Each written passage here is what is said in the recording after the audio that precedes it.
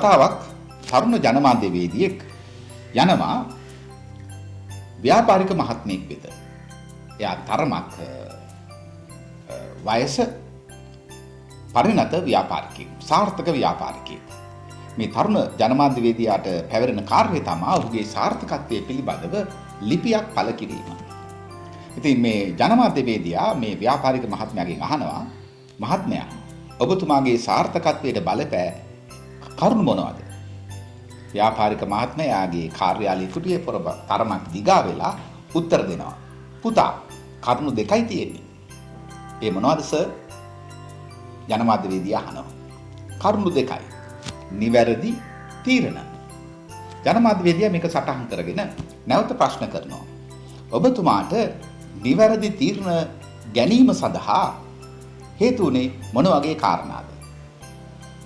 මේ ව්‍යාපාරිකයා එයාටම මොන හරි මුමුණමින් ඉස්සරහට ඇවිල්ලා කියනවා, පුතා ඒකටත් හේතු වුණේ එක වචනෙන් කියන්න පුළුවන් කාරණයක් තමයි කියලා. ජනමාධ්‍යවේදියා අහනවා, මොනවද එක වචනෙන් කියන්න පුළුවන් වුණ කාරණේ? එයා කියනවා අත්දැකීම්.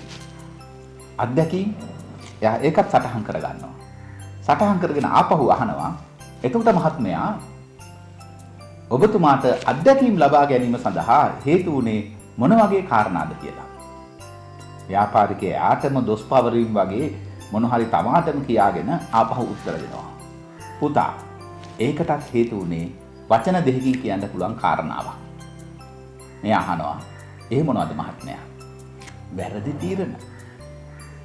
ජනමාධ්‍යවේදී අහනවා, වැරදි තීරණ? ඒ කොහොමද? එතකොට ව්‍යාපාරික මහත්මයා කියනවා, තමුන්ගේ වැරදි තීරණ, අසාර්ථක තීරණ අසාර්ථකයි කියලා කෙනෙකුට තේරුම් ගන්න බැරි නම් ඒ මනුස්සයාට සාර්ථක වෙන්න පුළුවන් කමක් නැහැ කියලා. අපේ වැරදි තීරණ අපේ සාර්ථකත්වයට මඟ පෙන්වීමක් කර තිබේද?